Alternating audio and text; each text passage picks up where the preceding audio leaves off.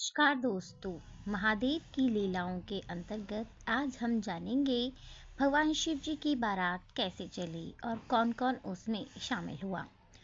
काम दहन के बाद ब्रह्मा जी के साथ सभी देवता भगवान शिव के पास आए। उन्होंने शिव जी की प्रशंसा करते हुए उनकी स्तुति की। भगवान शिव ने देवताओं से पूछा, देवताओं, तुम्हारे आगमन का क्या कारण है?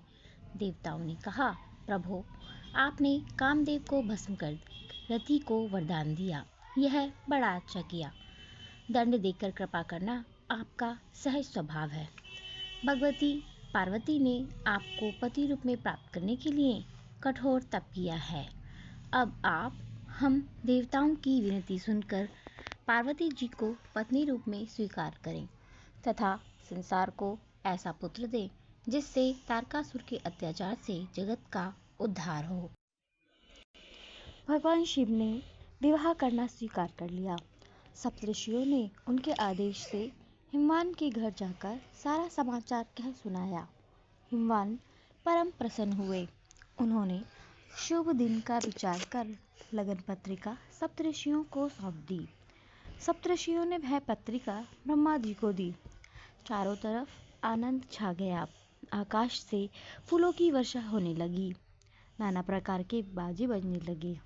दसों दिशाओं में मंगल कलश सजा दिए गए।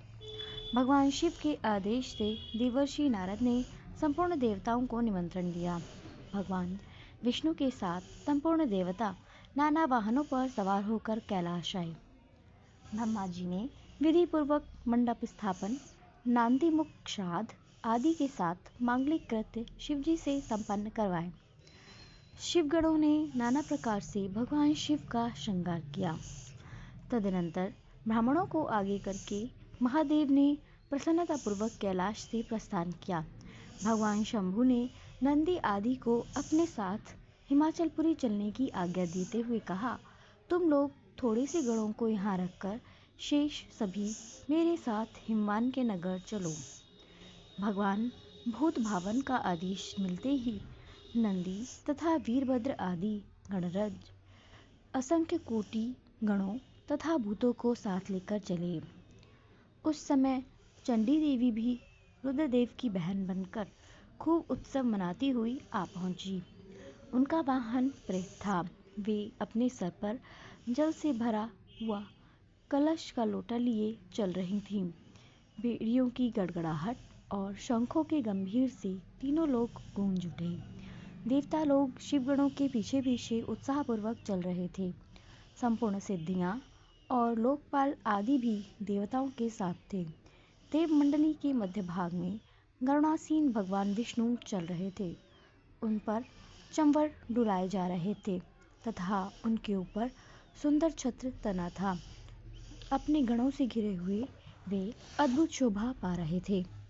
ब्रह्मा जी मूर्तिमान वेदशास्त्र सनकादिक ऋषियों एवं प्रजापतियों के साथ भगवान शिव की सेवा में तत्पर थे। देवराज इंद्र भी नाना प्रकार के आभूषणों से विभूषित हो ऐरावत हाथी पर आरूढ़ होकर अपनी सेना के साथ चलते हुए अत्यंत सुशोभित हो रहे थे। उस समय बारात के साथ यात्रा करते हुए बहुत से ऋषि भी अपने तेज से प्रकाशित हो रहे थे। सबके मन में शिव जी का विवाह देखने की प्रबल उत्सुकता थी। हाकिनी, शकिनी, यतुनाथ, भूत, प्रेत और बैताल आदि तथा श्रेष्ठ गंधर्व सबके सब नाचते गाते हुए चल रहे थे। संपूर्ण मातृकाएं, देवकन्याएं, देवांगनाएं आदि भी शंकर जी के विवाह में सम्मिलित होने के लिए बड़ी प्रसन्नता से चल रही थीं। सबके बीच में वृषभ पर सवार महादेव अद्भुत शोभा पा रहे थे। इस प्रकार अनेक प्रकार से आनंद मनाती हुई यह विचित्र बारात हिमवन के नगर के समीप पहुंची।